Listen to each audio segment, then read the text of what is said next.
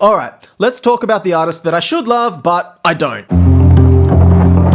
Now you can view the setup for this video in part 1 and part 2 on my page right now, and I encourage you to do so. But next up, I want to talk about a sonic palette which on paper sounds exactly like it should be my shit. In fact, forget the paper, the actual music sounds like it should be my shit, but it doesn't move me. Please don't come after me for this, but I have very ambivalent feelings towards the output of Mk.gee.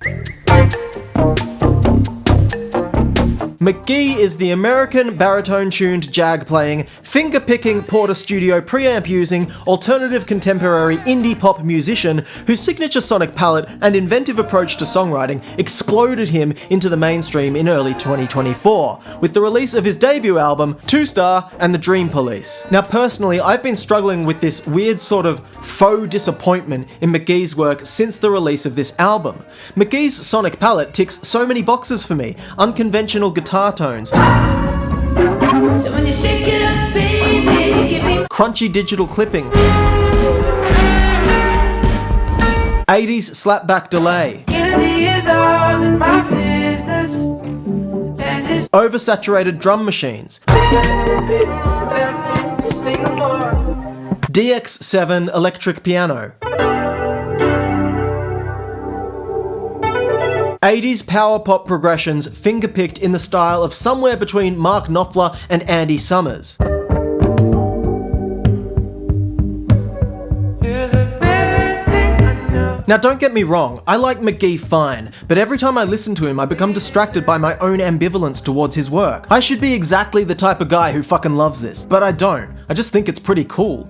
I can objectively see that Mk.gee's work is incredibly inventive, aesthetically sick, and that he very successfully wraps a razor-sharp pop sensibility inside his wonderful haze of sonic palette. But it just doesn't capture me. Mk.gee reminds me of two things that I love: that debut How to Dress Well album, fused with Tops guitarist David Carrier's solo project Paula,